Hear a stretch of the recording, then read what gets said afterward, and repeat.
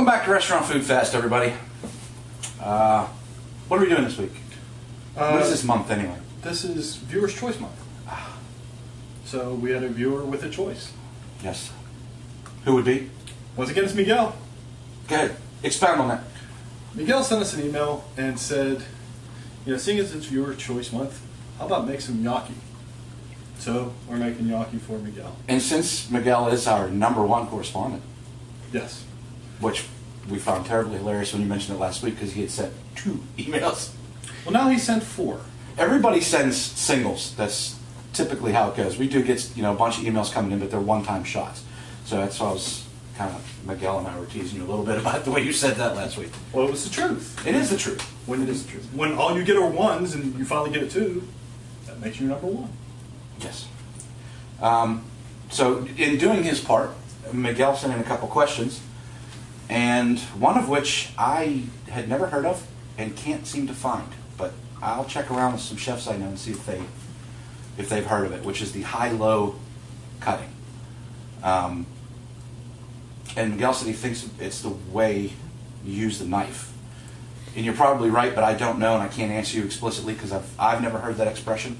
And I haven't had time to call anybody. So, and at the same time, it may be a term that a certain chef uses that he's coined.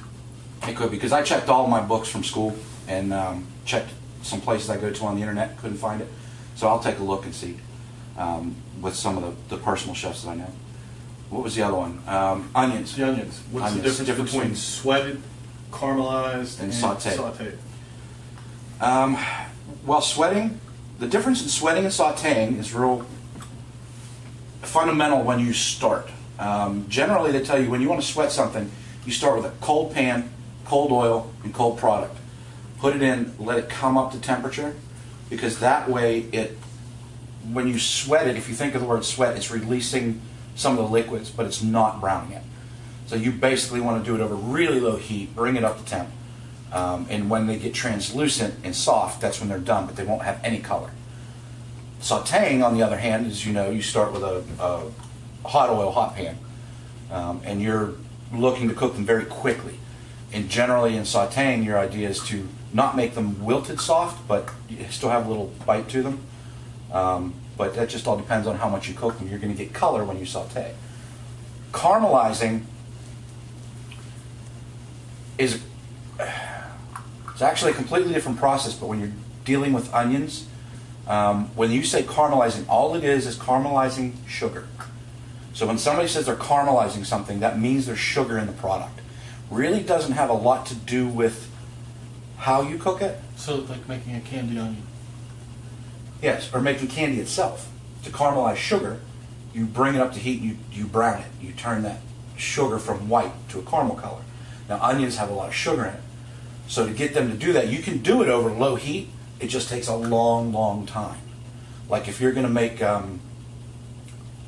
an onion jam or a chutney of sorts that you want dark, you can put it over low heat, put a bunch of onions in there, sweat them all down, but as you continue to cook them, they're going to brown and caramelize.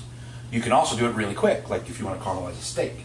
The sugar's in the steak, you put it over heat real fast, and it browns. That's caramelizing it. So it's just, you can do a caramelization either way. It's basically turning those sugars, turning the color of the sugars. So really doesn't have to do with the temperature on that one, whereas the first two, sweating and sauteing, do. Sauté is high temp, sweating is low temp. And he had another question, and I can't remember what it is. Corn flour versus cornstarch. Corn flour and cornstarch. Some places use those names interchangeable. They're really not. Cornstarch is from the endosperm, I believe it is. It's the center, the white heart of the corn, ground fine. It's super, super fine. Whereas corn flour can be anything from cornmeal on down in grain. And they generally use the whole kernel to make corn flour. So it's the same as wheat. So when you take, you know, to make regular flour, you grind wheat. They do the same thing with corn, and it makes the masa. Or they'll make the masa harina, where they dry it on the stalk and then add lime and like chemical lime and something else, and then grind it all down. it's the whole kernel, whereas starch is just the center. I don't think I would try and make bread with corn starch, but you can make it with any of the corn flours, regardless of grain, because it has all the rest of the starches and proteins in it. So corn starch is usually exclusively used for thickening, or like putting a crust. The Oriental recipes use it a lot. If you want to make really crispy, they'll use corn starch and panko, and it makes it super crunchy. So there's the difference with that. Whereas you can use corn flour like any flour you use. Cool. So hope that answers all your questions, Miguel, and keep them coming, because Yeah, we do appreciate it. We certainly appreciate the camera stuff, because like we say, we're fussing with these. You really don't know. About an hour and a half before we shoot everything, we fuss with these cameras to try and get everything adjusted. between the cameras and the lights. Yeah, and trying to get the balance between how fast it downloads to how good the quality is. It's a pain sometimes, particularly with a new piece of equipment. So we do appreciate that. It's amazing how quick the lights change in here from one week to the next. Yeah. Well, I think it has to do with what color shirts we're wearing, because we're large enough that we affect the light balance. Oh, absolutely. Well, you are at least. My shirts are lighter. I tend to wear lighter shirts. No, it's the way that the light warps as it moves around you. Hey. We had another refuse to question. stay on camera, so just hush. We had another question. What was the video store? What was the guy's name? Adam. Adam? Yes. Okay. He asked about spicy foods. Yes. I responded to him in an email, but I'll put it out there on the show just for giggles. Well, anyway, let's tell him what the question was. He likes spicy food. His wife doesn't like it quite as spicy. How can he make a chili or something spicy and not kill his wife? Right. Well, he had asked how you can reduce the spiciness. Yes. That's a difficult question. Traditionally, it's done with dairy products. If you go to an Indian restaurant or Middle Eastern, when they make spicy foods, they'll temper it with yogurt. So the coolness of the yogurt and the dairy product kind of cuts, basically fat coats your tongue, which makes that capsaicin not be able to get to your tongue. So if you think of it as the dairy product has the fat that reduces the spiciness of the dish. That works great for certain dishes, curries and things of that nature, but it's kind of hard with chilies. The only way, like if you're going to make a chili that you want real spicy, if she doesn't like sour cream, you're out of luck, because that's basically the only thing I can think of that you can put on. Puppy interlude. It's the only thing I can think of that you can put on chili that's going to go well is a dollop of sour cream, but that will cut it. Any of the dairy products, any fat, basically will do it. But something to add to it other than that, I'm really not sure. Generally, I go the opposite, because I like really spicy foods too. So I will make it mild, and then I'll take half a batch for me, and then I'll spice it up and keep it separate. So that way their head doesn't blow off when they try to eat what I like. All right, there you go. So, Adam, hope that answers your question. Keep them coming. If that wasn't the answer you were looking for, shoot us a line. We'll be more than happy to dive a little deeper into it. Yeah, with that one, there's not a whole lot to reduce spiciness. I mean, it's basically you've got to coat your tongue. Fat's the only way to do it. All right. That's why they tell you not to drink water if you drink something hot, because it's really not going to help you. You say drink milk. Buttermilk's the best because it's super high fat, but I don't like buttermilk, so kind of at a loss there. That's why you keep a jug of sour cream. Yes, like sour cream. Just for the purpose of eating sour cream, not. Right. All right. Anyway, so I guess we're going to start for this week's episode. Oh, by the way, what we plan on doing, starting on this episode, is we want to start putting them on YouTube. Yes, we do. Because just for the 10-minute, we're going to try and reduce the show down to 10 minutes just for YouTube, and then we'll have the regular length show on our site at restaurantfoodfast.com.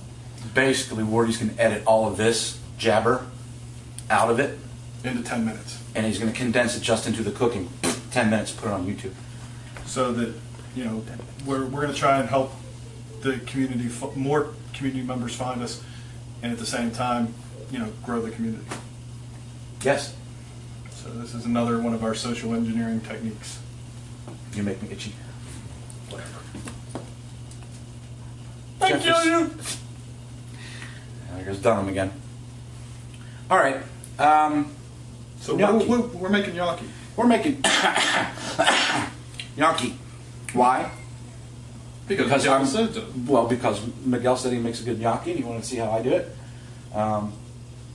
And because I'm doing everything I possibly can to avoid making an apple pie. He's a coward. Okay, what do we got on the table here? Gnocchi is a basic Italian staple. It's a very easy recipe. 3, 2, 1. If you remember 3, 2, 1, you can make gnocchi. 3 pounds of potatoes, 2 cups of flour, 1 egg. You're done. That is the basic recipe for gnocchi. Now I've seen them that don't carry egg in it. I've seen them that do. The egg adds a little bit of richness and makes it bind together a little better. If you've had gnocchi that's very, very soft, it generally doesn't have the egg in it. The egg white is the protein. It binds it real hard. So if you like it more al dente, then use an egg. If you don't, then don't. But as for seasonings and everything else, you can add whatever you like into it. But like I said, this is a real easy recipe. And I've already got my potatoes kind of... You're supposed to rice them, which if you're not sure what a ricer is, it's basically a colander with a great big propeller in it and a crank handle. You put the potato chunks in it, you crank it, and it pushes it through a colander, which makes it very, very fine. I didn't go through that. I mashed them and then I mashed them again. So they're going to be chunkier than they should be, but I'm going to do it anyway. And all I'm going to do is salt and pepper. I'm going to put a little bit of garlic in these just to give them some additional flavor. But that's it. This is the taters, and I have a beaten egg which I'm going to jam in here. Get rid of this. I'm going to knock this over. I knows it.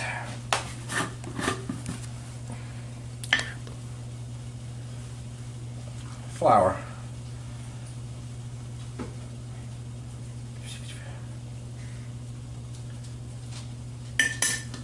Yeah, once again, I'm not measuring. The recipe's 3, 2, 1. But like anything else, once you do it for a little while, you'll kind of know what you want. Garlic. Just a little bit. I don't want it to be super garlicky, but it adds a little bit of flavor to it.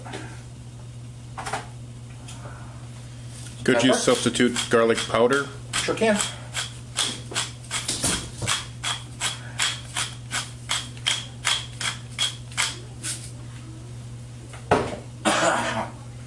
Just salt and pepper. Yep. Yeah.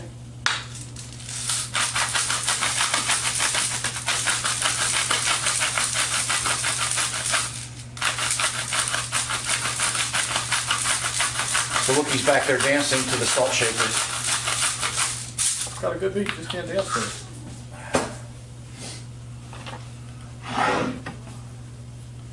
Basically just fire this all together.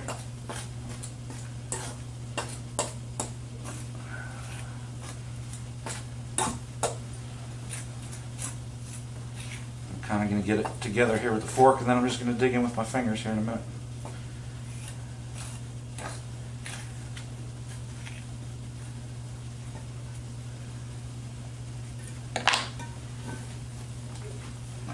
As I throw it around on the floor. Making the dogs happy. Yes, they like potato product. They like floor food. Are you kidding? Yeah. Hey, Ward, Yes. do me a favor, give me the flour. You need more flour. Yes. If it feels too much like mashed potatoes, then it's not right. You want to put me a scoop in here? Big scoop or a little scoop? Big scoop. Again, in dealing with flour, the same way I'm dealing with making roux, soups, stock, anything that I'm putting flour in, I like to start with less flour and work my way up because I can't take it out. Can always put more in.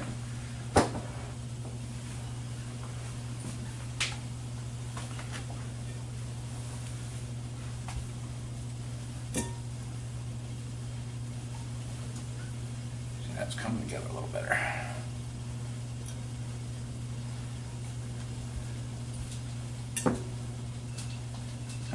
One more, please. One more what? One more flour. So you're looking for like a cookie dough consistency? Yeah, kind of. A big one? That'll work.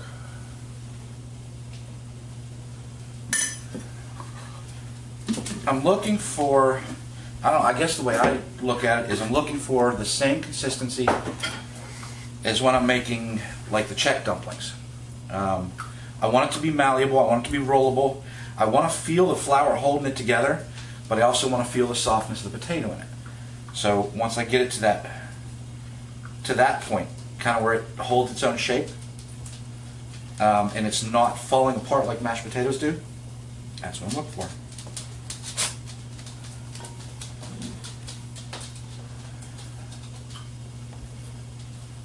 That's kind of it. I'm going to take this over because I got to wash my hands. Oh, I was going to help you out. But I know, you were trying. And we're back. All right, you got your dough. I'm only going to use a little piece.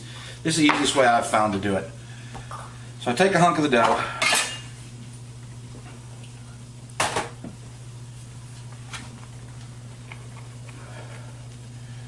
Roll it out to the thickness you want your gnocchi to be. So if you like great big pieces, really thick, then leave them like that, really thick.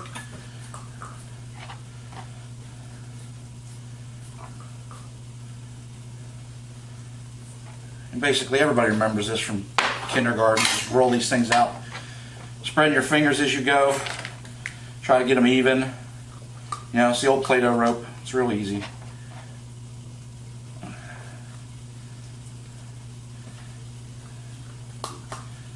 That's it. Now I'm going to take little pieces of it.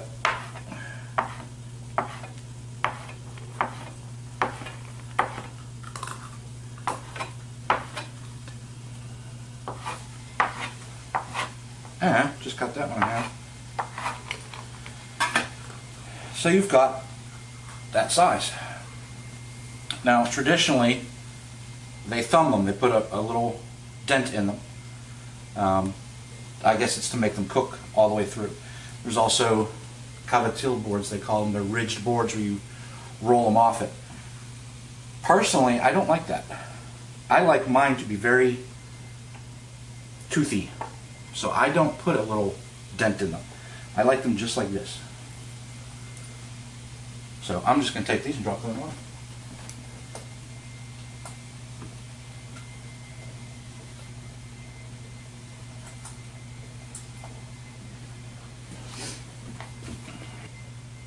Alright, just like any other dumpling-esque product, ravioli, dumplings, anything like that, you know they're done when they float. Now Jeff had asked something about flouring them to keep them separated. If you're going to store them, you can do that. Since I'm making them just right now, I don't have to worry about it as much.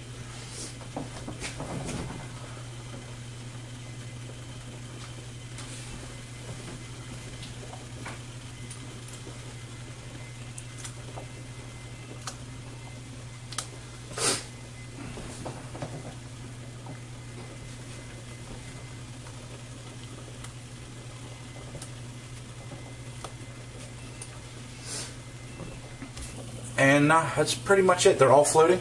They're done. I have some sauce over here. I'm going to put these in traditional red sauce.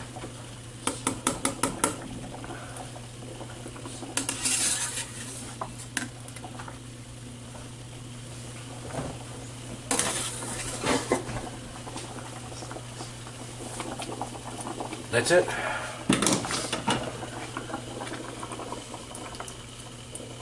Around a little bit, and we're going to plate traditional gnocchi in light red sauce. The Wookiee likes his with butter and salt and pepper, that's it. The other traditional way is to use olive oil and garlic. Just like you're making aioli, except you toss the gnocchi in it. But that's kind of the way I do it. That's the standard recipe I normally use. I'll vary the egg depending on how stiff I want them, but in general, it's if you want them more stiff with less fat, just use an egg white, and that'll bind them together real good. But that's pretty much it. Traditional. This is from my grandma's recipes. She's from Naples, so that's where I picked that one up at. But again, it's real easy. 3, 2, 1. All right, so that's it for this week. Remember, you can find us on our site at restaurantfoodfast.com. Yes, you can. You can shoot us an email at restaurantfoodfast@gmail.com. It was a quiz. And I passed. Yes, good for you. With half a brain cell, I still passed. I'm impressed. Where'd you get that? I borrowed it last night. Then there's Twitter. There's always Twitter. There's always Twitter. Restaurant_food. We want to thank you guys for following us. We are gearing up to start doing some stuff on Twitter and getting more and more. We've been saying that for the past month. I know, and I keep telling them, just post something. Post, hey, I woke up this morning and put on women's clothes. And everybody will believe that. You are an ugly woman, but be that as it may. I'm glad you say that. You are very ugly. Thank you. You're not an attractive man either. But you are. I know I am. I'm damn good looking. And modest. There's no such thing. But anyway, guess that's it for this week. Remember to check us out. Look for us on YouTube. Haven't really set up a site for that yet, as far as for following, but I will be doing that this week once I get this all crushed on and edited and ready to go. So by the time you're seeing this, it's already done. So I'm hoping to have it, just look for Restaurant Food Fast on YouTube. Sure. We'll have our own YouTube channel. Yep. In addition to the main show. This show is going to be where all of the whole recipe comes in and you see it from start to finish.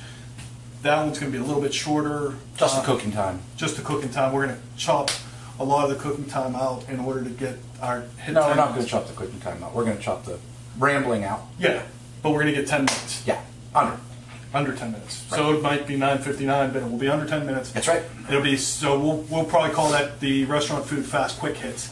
So you can come in, see how to cook something real quick, and get out. Yep. So until next week, it's Restaurant Food Fast. I'm Ward. And I'm not. And we're out of here.